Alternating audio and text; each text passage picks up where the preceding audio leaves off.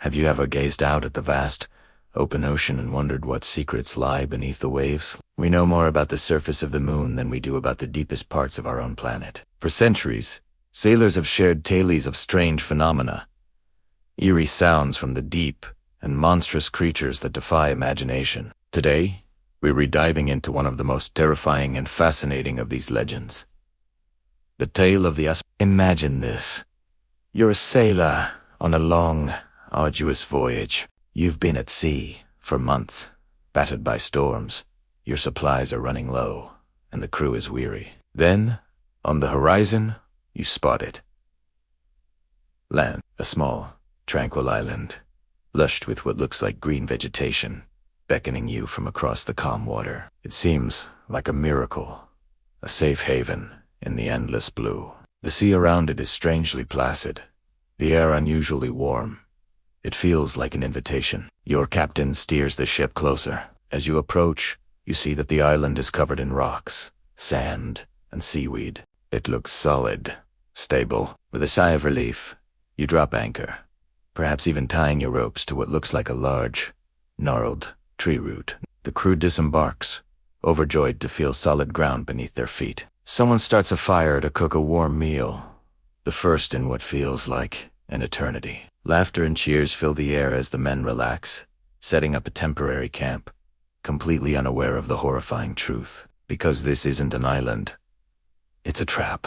This is the legend of the Aspidochelone, a creature from medieval bestiaries, an ancient seafaring folklore. The name itself comes from Greek, meaning shield turtle, and it perfectly captures the essence of this colossal beast. It was described as a sea turtle, or a whale of such immense size at its back, encrusted with barnacles, sand, and oceanic growth over millennia, became indistinguishable from a genuine island. It would slumber for centuries, floating motionless on the surface, a deceptive paradise in the middle of the hostile ocean. Sailors, desperate for respite, would be lured in by the calm waters and warm currents surrounding the beast.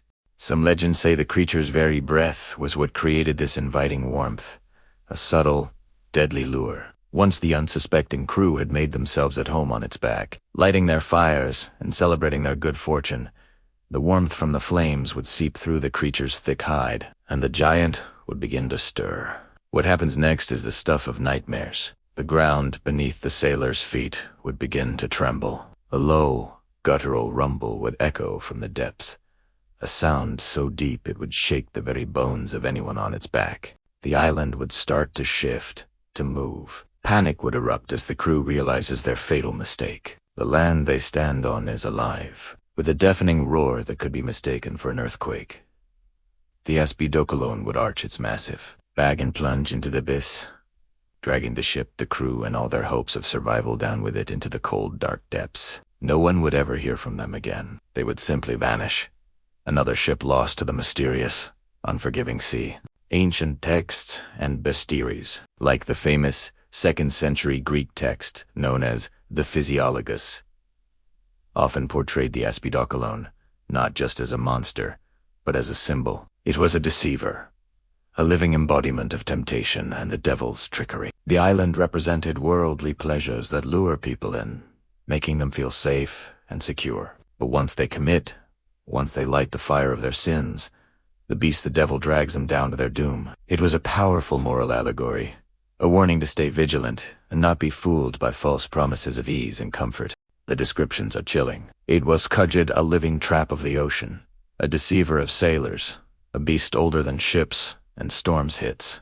Existence was woven into the fabric of maritime culture, a boogeyman for those who made their living on the water. Every sailor knew the tale, a cautionary story passed down from one generation to the next. They were taught to be wary of strange, solitary islands that appeared where none were marked on their charts. Was that a new landmass formed by a volcanic eruption, or was it the back of the ancient slumbering Tadawale? Of course, in our modern, scientific world, we can be fairly certain that a creature the size of an island doesn't exist. So, where did this incredible story come from? Well, there are a few compelling theories. The most obvious one is the simple power of the unknown. The ocean was, and in many ways still is, a vast, mysterious, and dangerous place. For ancient and medieval sailors, venturing out into the open sea was like traveling to another world.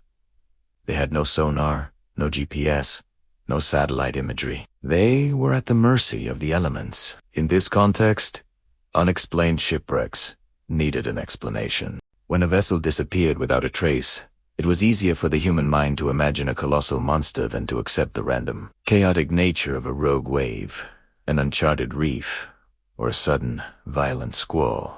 The Aspidochelone provided a villain, a tangible cause for an otherwise incomprehensible tragedy. There's also the possibility of misidentification. Imagine seeing the broad, barnacle-covered back of a large whale, like a humpback or a gray whale, breaching the surface.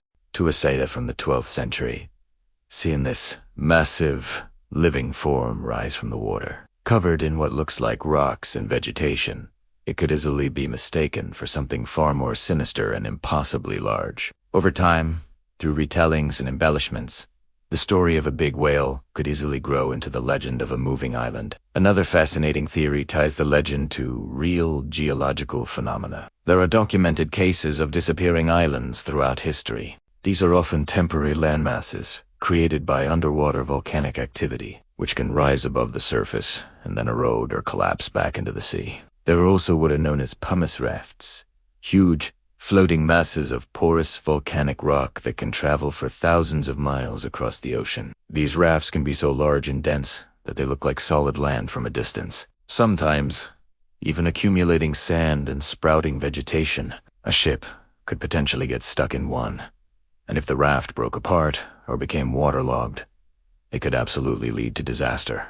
Think about it from a pre-scientific perspective. You see an island, you approach it, and then it either sinks or breaks apart beneath you. What other conclusion could you draw than that it was a living creature? It fits the narrative perfectly. The legend of the Aspidochelone isn't unique either. Similar myths appear in cultures all around the world. In Norse mythology, there's the Hafgufa, one of the two massive sea monsters mentioned alongside the Kraken. The Hafgufa was said to be so large it was mistaken for an island, or even a pair of islands. It would reportedly emit a special scent, or bait, to attract fish and fishermen into its giant mouth before closing it and swallowing them whole. In Irish folklore, there's the story of St. Brendan's voyage, where he and his fellow monks celebrate Easter Mass on what they believe is a small island. After they light a fire and finish their service, the island begins to move, and they realize they've been celebrating on the back of a giant sea monster named Giscanius. Luckily for them, Giscanius was a gentle giant and simply carried them on their journey for a while. Even tales from the Arabian Nights speak of similar encounters, where Sinbad the sailor and his crew land on what seems to be a pleasant isle, only to discover it as a giant sleeping fish that dives when they light a fire on its back. The recurring theme is clear. The ocean hides dangers that can masquerade as salvation. While no one has ever found a skeleton of an island-sized turtle, the legend of the Aspidochelone continues to capture our imagination. It taps into a primal fear, the fear of the ground beneath our feet not being solid, the fear of being betrayed by what seems safe. It's a monster that doesn't hunt you in the traditional sense. It doesn't need to. It simply exists, and its very nature is a deadly trap for the unwary. It represents the ultimate deception.